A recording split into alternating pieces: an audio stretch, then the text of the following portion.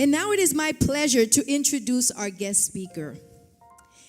Dr. Elizabeth Vieira Talbot, PhD, speaker, director for Jesus 101 Biblical Institute. Elizabeth now leads the Jesus 101 Media Ministry of the North American Division of SDA, designed to offer in-depth, Christ-centered biblical studies resources.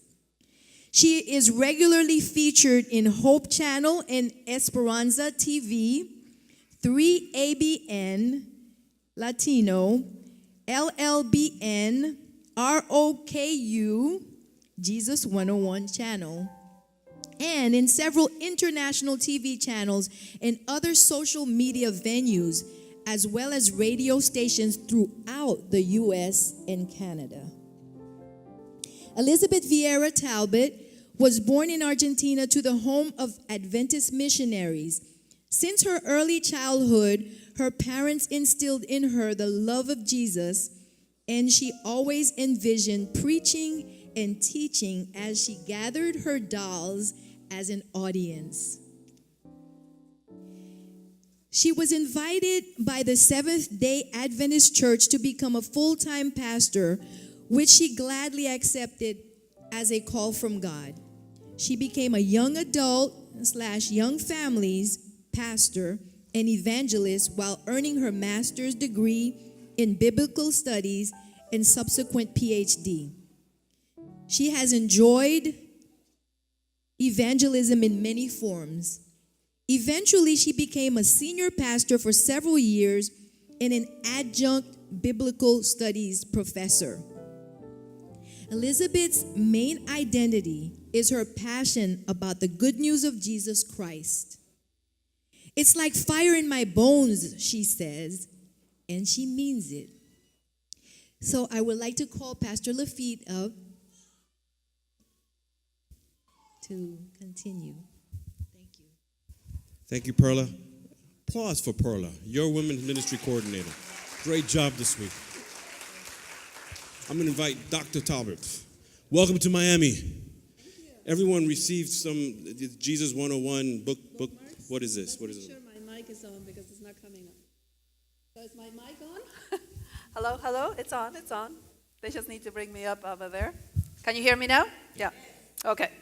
All right. You were asking? These bookmarks. Everybody has the bookmarks. Can I see them? Can you raise them? So, okay, good. Because we have a gift for you. So the first thing we're going to do, this ministry is a media ministry of the NAD, the North American Division. So we do, TV and radio and all of that.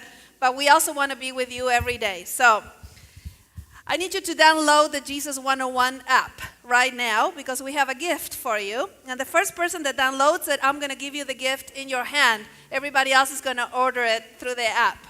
So the Jesus 101 app, when you download, it should look something like this. It's going to have a bunch of icons and Jesus 101 and a cross behind it.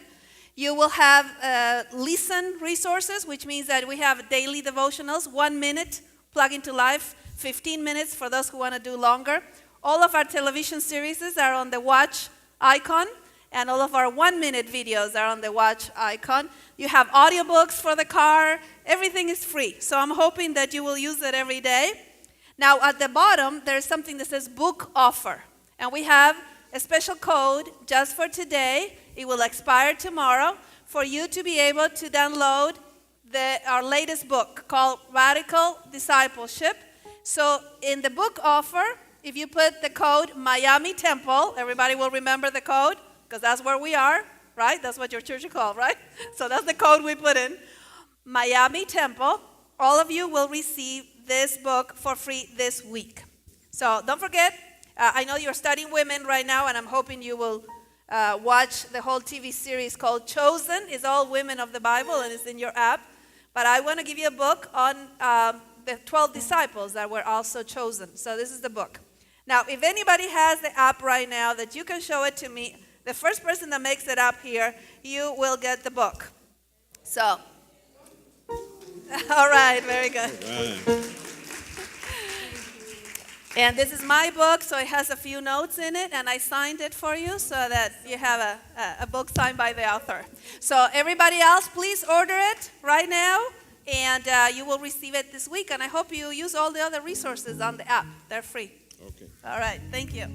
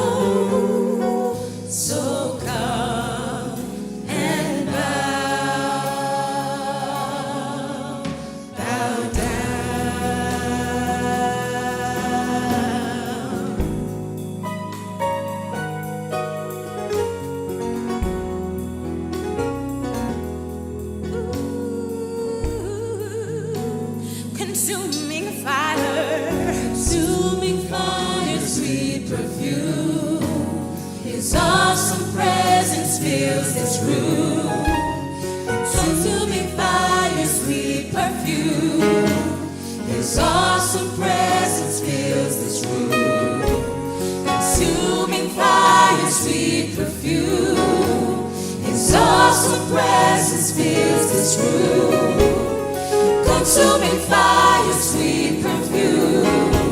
His awesome presence fills this room. Consuming fire, sweet perfume. His awesome presence fills this room. Consuming fire, sweet perfume. His awesome presence fills this room. This is holy ground.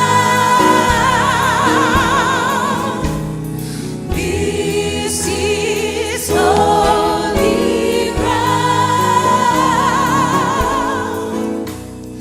This is holy ground. So come and bow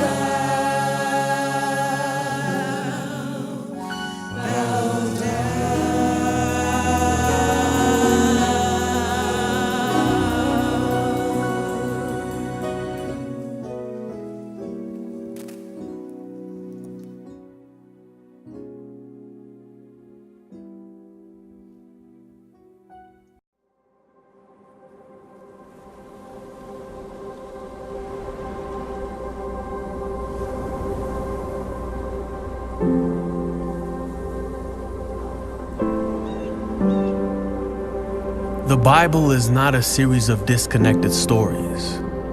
It is a single narrative in which every story, every character points beyond itself to one who is greater. The story of Adam and Eve is not just about the first man and woman. There is a true and better Adam who passed the test in the garden and whose obedience is ascribed to us.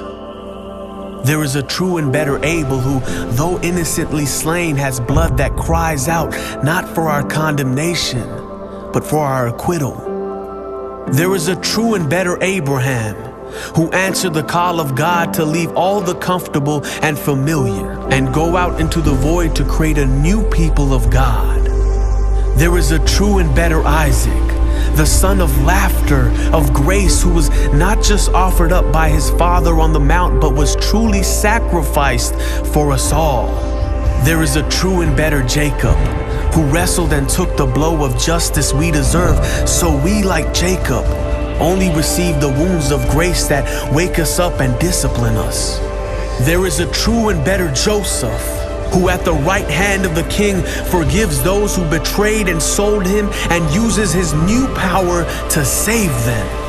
There is a true and better Moses who stands in the gap between the people and the Lord and who mediates a new covenant. There is a true and better rock of Moses who, struck with the rod of God's justice, now gives us water in the desert. There is a true and better Job, the truly innocent sufferer, who then intercedes for and saves his foolish friends. There is a true and better David, whose victory becomes his people's victory, though they never lifted a stone to accomplish it themselves. There is a true and better Esther, who didn't just risk losing an earthly palace, but lost the ultimate heavenly one, who didn't just risk his life, but gave his life to save his people. There is a true and better Jonah, who was cast out into the storm so that we could be brought in. There is a true and better Passover lamb, innocent, perfect, helpless, slain so the angel of death will pass over us. He's the true temple, the true prophet, the true priest, the true king, the true sacrifice, the true lamb, the true light, and the true bread. The Bible is not a series of disconnected stories. It is a single narrative that points to one person, Jesus.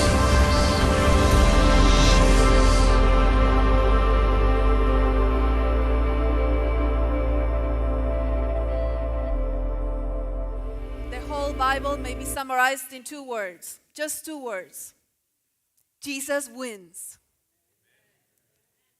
We need to know how the story ends, because you will have a hard day, many hard days, and you'll get bad results from the lab, and you're going to lose a parent, and you need to know how the story ends, and we know how the story ends, and Jesus wins.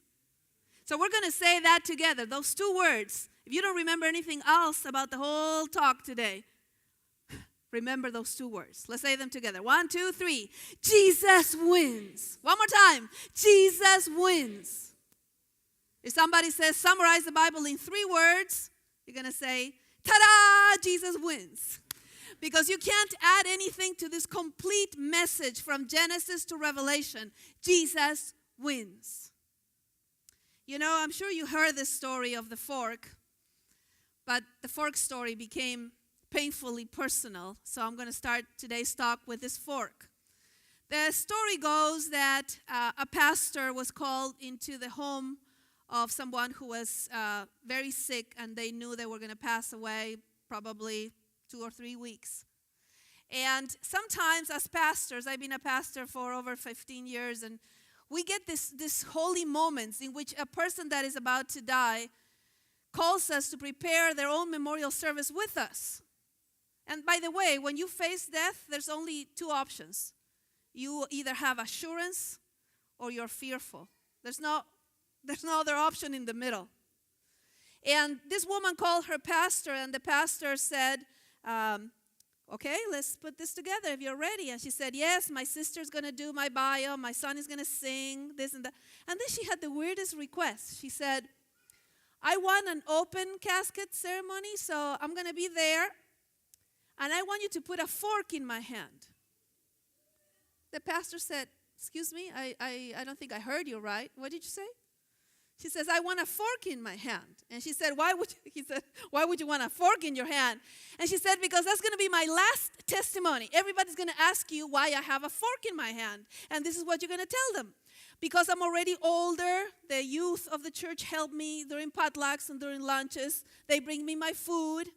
And then when they come and pick up the empty plate, if they tell me, keep your fork, she says, I know a good dessert is coming and the best is yet to come.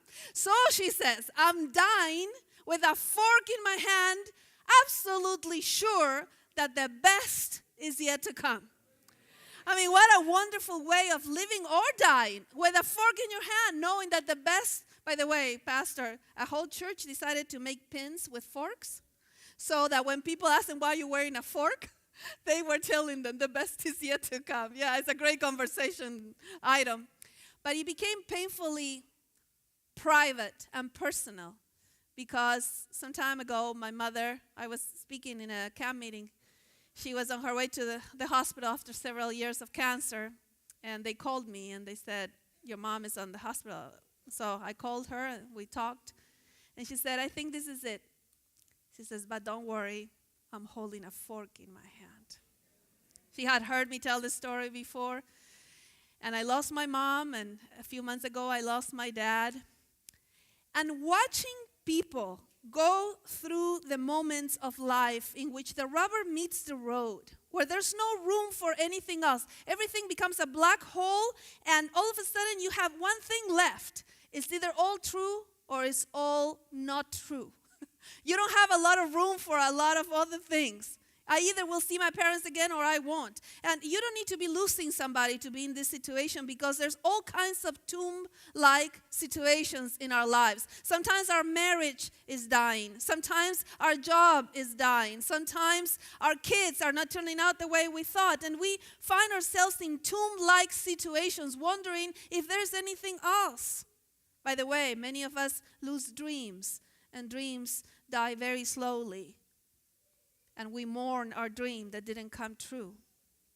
So today we're going to go deep into the Gospel of John to see what is it that keeps us going in moments where we seem to lose everything. How can you live or die, for that matter, with a fork in your hand? What is it about this Jesus from Genesis to Revelation that seems to give us a reason for life and even for joy in the middle of the trials? Because, by the way, joy is not the absence of trouble, it's the presence of Christ.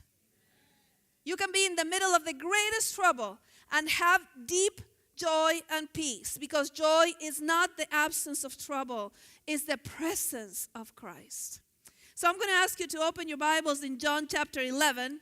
This story is only recorded in this Gospel of John. And today I'm going to use the grapefruit so that you don't forget the topic. It's the resurrection of Lazarus. And we're doing Transform Women this whole month in this church. And this is a woman that we're going to study today, Lazarus' sister, who actually transformed my life. And she was transformed in the process of learning who Jesus was. And so we're going to go to John chapter 11. And John chapter 11 starts with a problem. And let me tell you, if you have come with a problem today, you're blessed. Because every miracle in the Bible started with a problem. So if you came with a problem, you're a candidate for a miracle. And I can't imagine somebody coming in without a problem. And if you don't have any problem in your life, all I have is one word: wait. Because it's coming. You know, Jesus said, in this world you'll have trouble. But be of good cheer because I have overcome the world. So we live with a woohoo in our hearts and a fork in our hands. Not because there's no trouble, but because we know how the story ends. How does it end? Jesus wins, so we know the end of the story. Let's go to John chapter 11 that starts with a problem. I'm going to give you some fun facts as we go through the narrative, and then we're going to use our grapefruit here. So, chapter 11 of John, verse 1. A certain man was sick, Lazarus of Bethany, the village of Mary and her sister Martha. And you know what is interesting? Lazarus comes from the name Eleazar, which means God is my help. So even the name is already a request for help, and we haven't even started the story. So Lazarus comes from Eleazar, God is my help. Verse 3, the sisters sent word to him, to Jesus, saying, Lord, behold, the one whom you love is sick. Now this is a very interesting thing. Because if somebody says, the one whom you love is sick, they better show up there in the next 4 hours.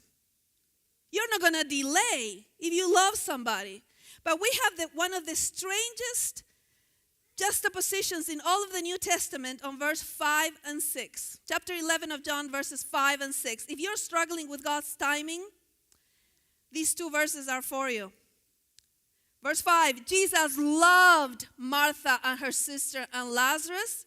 And when he heard that he was sick, he stayed 2 days longer. What's up with that? If you love somebody, if God forbid I get sick tonight, and you call my husband and you say, the one you love is sick, he better be here tomorrow morning. Because if I get better and he's not here, we're going to have a little talk.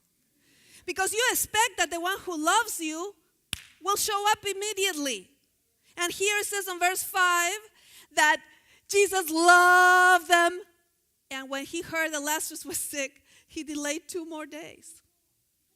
Well, let me tell you something that is very interesting when we study the first century culture.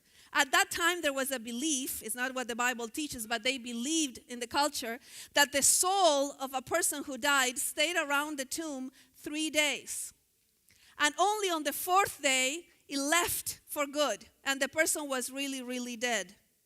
So Jesus delays 2 more days so that he can get there on the 4th day.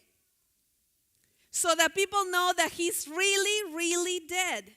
Because he's about to do something amazing, and nobody would have taken this as a resurrection 2 days before.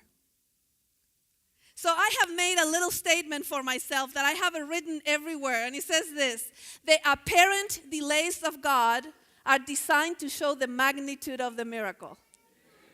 The apparent delays of God. Because they are apparent. They look like delays to us, but God is never late. The apparent delays of God are designed to show the magnitude of the miracle. And so many times in the narrative you will hear, it was the 4th day, it was the 4th day, it was the 4th day, which means really, really dead.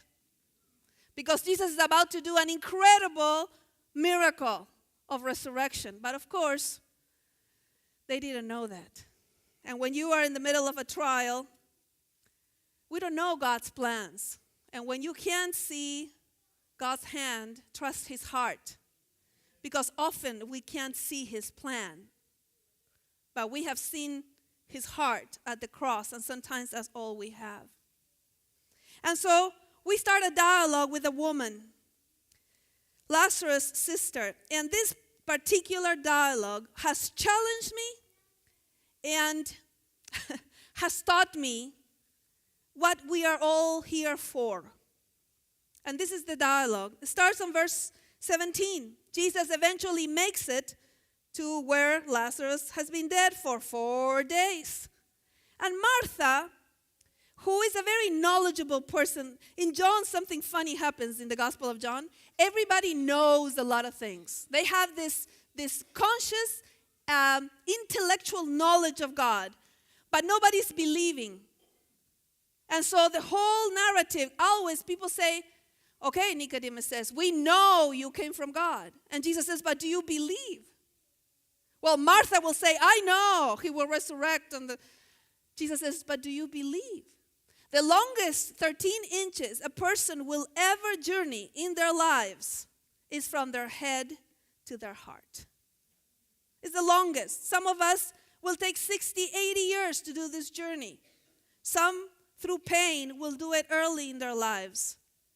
The journey between your head and your heart is the longest journey, and it usually happens through pain. When you come to believe, this is your assurance, not just that you can quote a doctrine, is that you know the person of Jesus and you have come to believe in him. So here, poor Martha, she's struggling with Jesus' timing. Of course, we would too. And so she says to him, let's start on verse 17 of chapter 11 of John. This is a dialogue that will show the many different levels of faith. And I'm going to use this grapefruit as an example.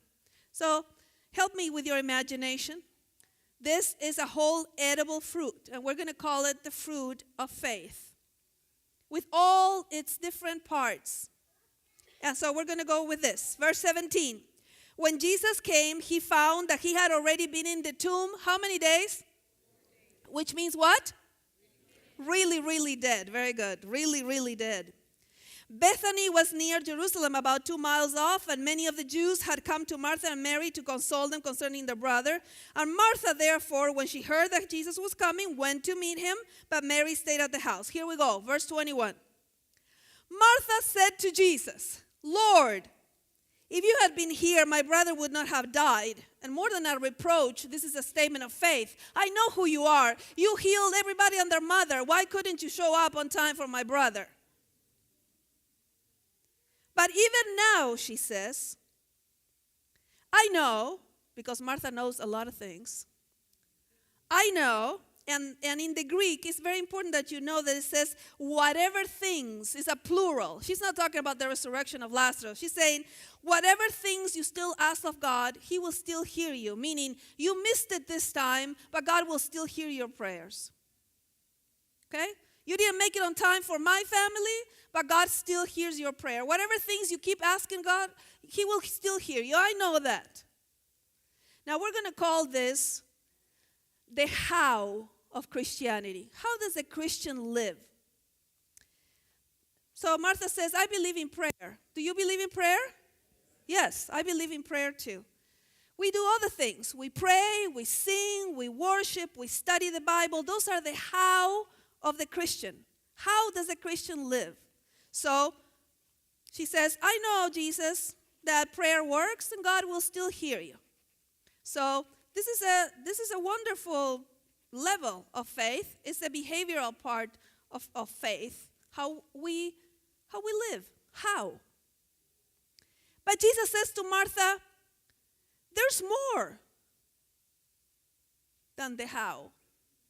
And so Jesus answered to her, let's read it again, verse 22. Even now I know that whatever you ask of God, God will give you. And Jesus said, your brother will rise again. And Martha says, I know, because Martha knows a lot of things.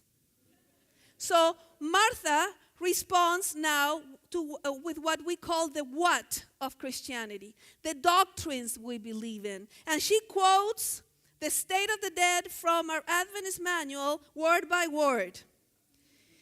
She says here, I'm not kidding, go look it up. Verse 24, Martha said to him, I know that he will rise again in the resurrection on the last day. I got this whole figured out. I know it. I know. Okay, so this white stuff that I don't know what is scientifically called, we're going to call it the what of Christianity. The doctrines, the things we believe in, the whats. Adventists happen to have 28 doctrines. Other denominations have another amount of doctrines. And we have doctrines. The what do we believe? What do we believe? We believe in the Sabbath. We believe in the state of the dead. We believe in whatever. The problem is that Jesus said, yeah, but this and this by itself don't have any value. The how and the whats only are designed to know the who. The how and the what don't exist for us to go around preaching like this. Because the how and the what are designed to access the who. So, Jesus says to her, but there's more. See, Martha knows a lot of things. She knows about prayer. Pastor Lafitte, why don't you come up here? So, let's say we're evangelizing, right? So I'm going to say, You got to pray. Eat. Go ahead. Yes. It's edible, right? Yeah. So make sure you pray 2 hours a day until your knees are black and blue, okay? Keep eating. Now, let me tell you this. I know a lot of people that spend 30 years just doing this, saying, okay, I read the Bible. Is it good? It's really, really good. Okay, so how about this? Keep the Sabbath. This is doctrine now by itself.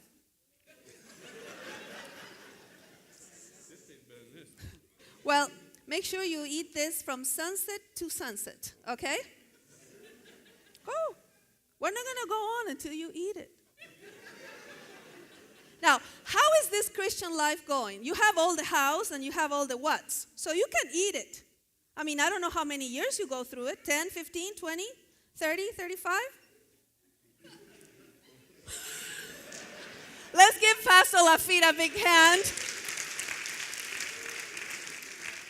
So if you evangelize like this, I can guarantee you it will become bitter and you will run out of something because this wasn't meant for you to do this. So Jesus says to Martha, I'm glad you got the house figured out. I'm glad you have the whats figured out, but you're missing one little thing here. And so Jesus said to her, verse 24 and 25. He's still chewing.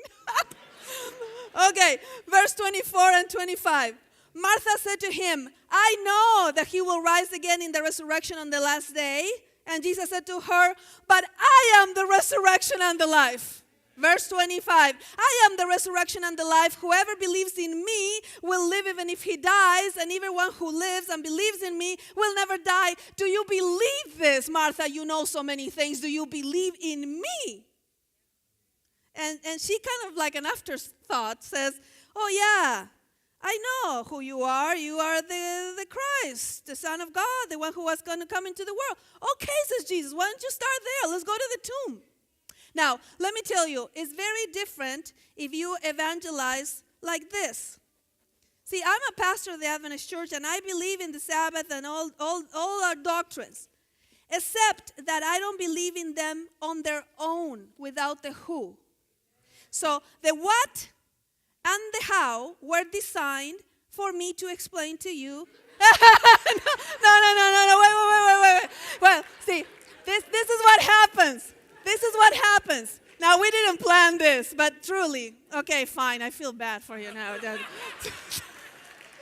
Now, let me tell you, if somebody wants to know the doctrines, I want to tell them, you know why I know I'm going to see my parents again? I know I'm going to see my parents again, not because I can recite the doctrine word by word, but because I know the person who said, I am the resurrection and the life. You know why I keep the Sabbath? Because that's the day I rest to be reminded that my Creator has also redeemed me and I can rest from my works in Christ. Now, everybody, like you guys, is going, and the whole neighborhood now wants to know what. It reminds me of Saturday Night Live. You like it, the Jews? Remember that? Well, see, everybody wants this. Why do they want this? Because this is the real thing. All your house and all your whats are accessing the who. When you access the who, you found the core. And the doctrines are only straws through which you're going to drink the living water. They're not the juice. Jesus is the juice. Okay, so now we got that part. I love how everybody's like, because it's the perfect example of evangelism. You can go blue in the face evangelizing like this. 28 nights. Oh. No, 28 nights of Jesus. He said, if you lift me up, I'm going to draw all people to myself. Now, all of us are just learning how to explain the doctrines in the gospel perspective. For many years, we didn't even know. So here we have, in our church, we don't have 28 pearls of great price. We have one pearl of great price that we look at from 28 different angles, but it's the same pearl. Jesus Christ and Him crucified. So, I'm going to tell you why Jesus kept pointing to Himself as the answer and the reason why we're going to live with a fork in our hands. And this is the reason. So, I'm going to explain to you a Hebrew word that changed my life and changed my ministry. This is a word, goel. It's like Noel for Christmas, but with a G. So let's say it together and I'll tell you what that means. Goel. One more time. Goel. Goel in Hebrew is kinsman redeemer, the closest of kin in the Bible. So every time that somebody was in trouble, only the closest of kin, the goel, could do something that nobody else could do. Check this out. I'm going to tell you real quick, just in case you're taking notes. 5 roles that only the goel could do for the close relative. First, if you were in debt and became enslaved, only your goel could come and pay your price and set you free. Number 2, if you lost your property because of debt, only your goel could come and pay your price and bring the property back to the family. Number 3, only the goel, the closest of kin, could appear in court in your place. Number 4, the goel, the closest of kin, the kinsman redeemer, was the one that would avenge your blood if you were killed unjustly. And number 5, the goel, the kinsman redeemer, would marry the widow of the brother who died without descendants, and the first kid would have the brother's name so that the brother didn't die without descendants. Now, why is this so important? Why did it change my life? Well, the whole Bible is based on this topic. Check it out. When God created us in His image, He became our closest of kin.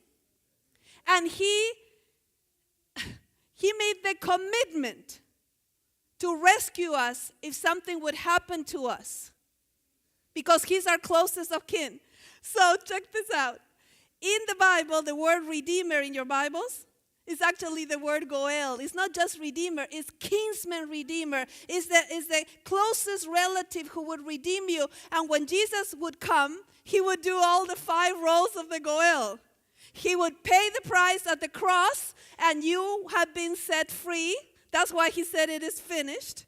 He paid the price for our property. That's why the new earth will be here, because Jesus bought it back for us. Number 3, He appears in court in our place. Number 4, He will avenge our blood at the end of times. Number 5, He bought descendants for God from a race that was dead. That's why Isaiah 53 ends by saying He will see His descendants and be satisfied. Did you get that? So Jesus is our kinsman redeemer. He's our goel. So now if you reread the Bible, every time you see the word redeemer, now you know the name in Hebrew. It's kinsman redeemer. It's the closest relative. Check it out. For example, Isaiah 43:1. It says, "Do not be afraid, for I have goeled you," says the Hebrew. I have goeled you. I have called you by name. You are mine. So Jesus would come and do all the roles of the goel, and that's why we live with a fork in our hand. That's why we live with a full assurance of salvation, not because we have it all together, but because of what He has done. You know, Casting Crowns has a great song that says, "Not because of who I am, but because of what you have done. Not because of what I've done, but because of who you are." That is the reason why we live, because of this. The whole Bible is based on this concept. And you can never separate creation and redemption. That's why I don't understand the people that keep the Sabbath and only explain it with the first part. With creation, when the topic develops until you understand redemption, that the Creator has redeemed us, and that's why we come every 7th day to say, woohoo! Because the goel, check this out, if you didn't have a goel on earth, if you didn't have one, every 7 years, the heavenly Goel stepped in, and all the debts were paid. And if you didn't have a Goel on this earth, every 7 times 7 years, not only the debts were paid, but the property went back to the original owner. Because God was teaching us to count in sevens our freedom throughout the whole Bible. So when you come here, you're not coming in order to gain your salvation because you worship on the seventh day. You're coming to go, woohoo, my Creator is my Goel, and I have been saved. Now, that's the Jews. That's very different. That's the real thing.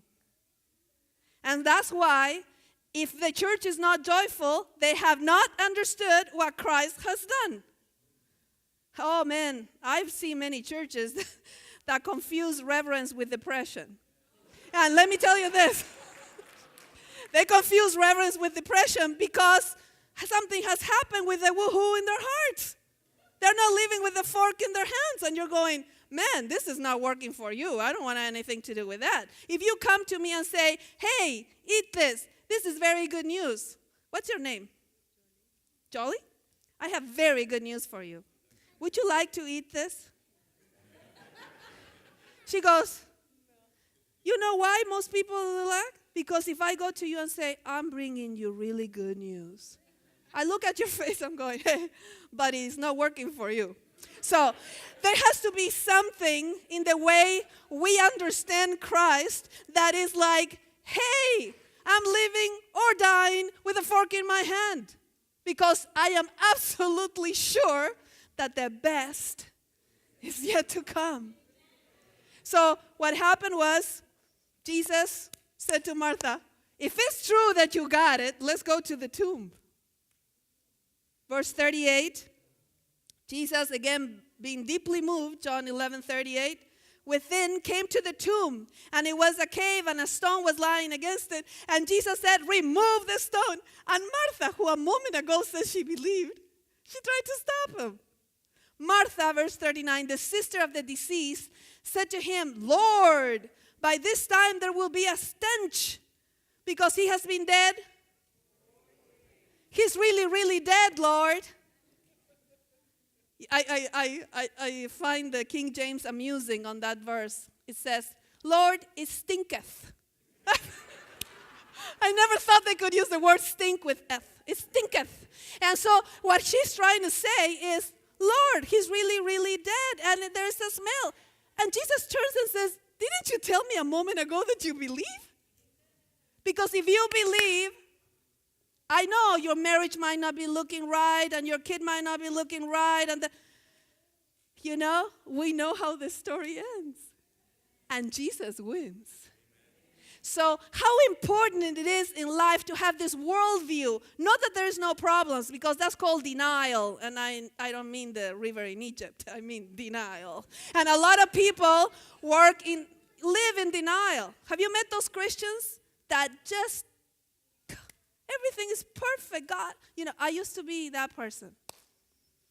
Because I was in denial, the real one. And then there was all kinds of tragedies in my life. I lost my first marriage to divorce after 15 years. And I thought that didn't happen to people like us. And then I realized that us is the same as everyone else. And so my dad was a president of something in our church at that time, and I was getting letters from all over the world why I shouldn't get divorced, and they didn't know my husband had been unfaithful for years and years and years, because people love to talk about things that they don't know anything about. So now I can talk about it because I've been married to my second husband for 17 years, and he had 3 daughters, so I have 3 stepdaughters and 9 grandchildren. I get to preach the gospel every single day on television and radio. But if you told me about this life 20 years ago, I couldn't have believed you. But in the process, I went from my head to my heart. And I found a God much bigger than the box I have placed him in. And I'm hoping that no matter what kind of tomb-like situation, you may know that for the Christian, there's never a final answer. because not even death is final for the Christian. And so Martha says that there will be a stench. And Jesus said, but didn't we discuss this already? So she moved. Verse 43. This is great. When he had said these things, he cried out with a loud voice, Lazarus, come out. And in scholarship we study these things, and most scholars said that he had to say Lazarus because this was a whole cemetery. And this was life talking. And if he said, come out, the whole mountain was going to resurrect. So he said, no, not everybody. Lazarus, come out. And Lazarus came out. And Lazarus came out to teach us what's going to happen when Jesus comes. And every time I go to my parents' tomb, I know there's angels guarding them there. But I can't wait for Jesus to meet them there. Because that day is not going to be just Lazarus. It's going to be every name of every person that we know who died in Christ. And they will come out. And so I want to tell you that there is a way to live this life with a fork in our hands, even with divorce and even with trouble. And God knows everything about you. He knows about your abortion. He knows about your porn addiction. He knows about your jail. He knows about your drugs. He knows about the whole thing. And He still wants you. So today I want to ask you not to just settle for this. Because this was made only with the sole purpose for you to get to the Jews. So all the doctrines and all the hows and all the whats have been designed for you to access the who. Now I have to make a confession, and it's the fact that I was born in the Adventist church, but I had not understood the gospel. I spent years and decades with peeling and white stuff, and without joy in the process. One day somebody showed me the movie the documentary I'm about to show you. And for the first time it clicked, because I understood the Goel concept. I had studied it, and then I saw this video. You've seen the video because it's all over social media and YouTube. It's about a father and son who ran marathons together. Last name is Hoyt. They live close to Bakersfield in California. The son, I have been following them for 20 years, following them on social media. Not stalking them, So what happened was this son was born quadriplegic with cerebral palsy. And the doctors told him, you have to get rid of this kid. Let him die because he's going to be a burden for you all your life. And the father said, no, I'm his closest of kin. I'm his father. I'm going to do for him what he cannot do for himself. And so the father left his job in the army, and he started doing for this kid what nobody else could do or the kid couldn't do himself. And so one day when he was 9 years old, the boy, they entered a 5K marathon together for handicapped people, 5K marathon, and the father took the wheelchair until the finish line. When they crossed the finish line, see, he can't talk. This boy can't talk, and he can't coordinate his hands, but he's very smart. So he was smiling when they crossed the finish line. He was just smiling, and the father wanted to know why he was so happy. So they got home, and they had made a computer for him that they put on his forehead, this thing that he could type. So they got home, and he typed, Dad, today when we crossed the finish line, I felt like a winner. I felt like I could walk. I felt like I was worth something.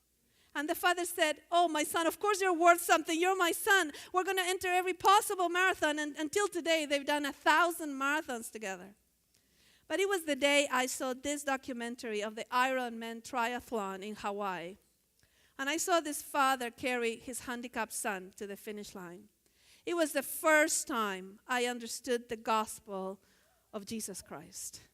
There is a song, I'm the handicapped kid sitting in that chair, spiritually speaking. And Jesus has done for me everything because He's my Goel, my kinsman redeemer. And there is a song in the documentary, My Redeemer Lives. Let's watch it and then I'll finish. Maybe the whole thing will click right now.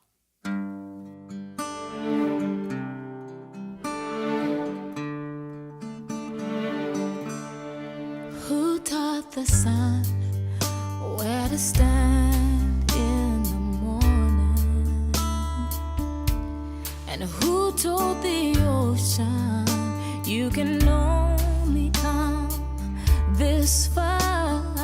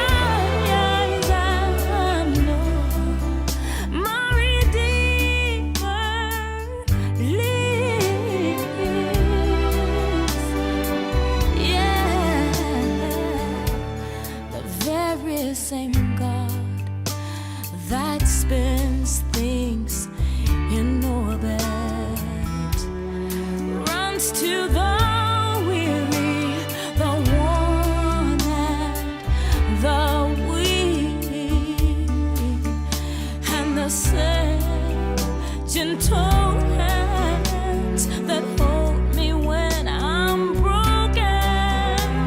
They conquer death to bring me victory. Now I know my Redeemer lives. I know my Redeemer lives.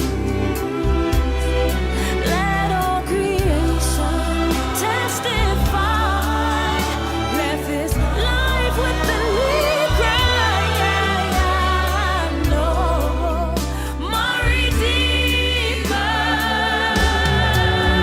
He lives to take away my shame, and He lives forever. I'll proclaim that the payment for my sin was the precious life He gave. But now He's alive, and there's an empty grave.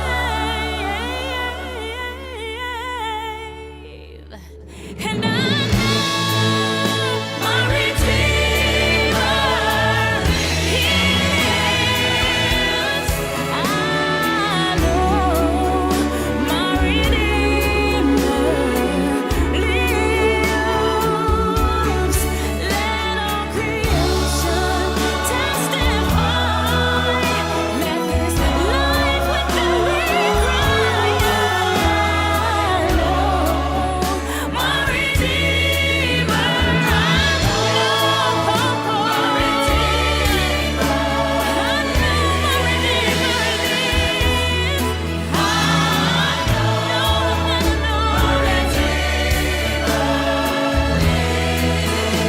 I know my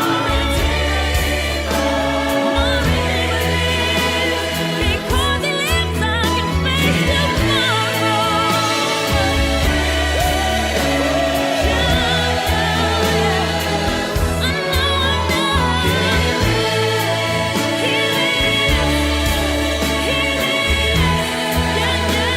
I spoke with Him this morning,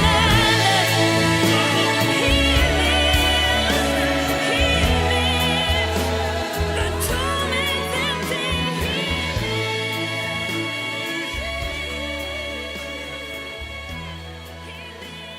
I've gotta tell everybody. If an earthly father can take his handicapped son, 126 miles of biking, 26.5 miles of running, 2.5 miles of swimming, all the way to the finish line, don't you think we can trust our heavenly Goel, our kinsman redeemer, to have done that for us? I'm so handicapped in so many ways, emotionally and spiritually. But I know that my Redeemer lives. I have believed in my Goel. I know how the story ends. So no matter what the trials around me, I can live with a fork in my hand because I know how the story ends. And I know the best is yet to come. And you know what? I want to invite you to taste it. God said, taste me, and you'll see I'm good. So, until we see Him face to face, and all those we lost on the way, may you live with a fork in your hand, because we already know how the story ends. And we're going to say it together. 1, 2, 3. Jesus wins. God bless you.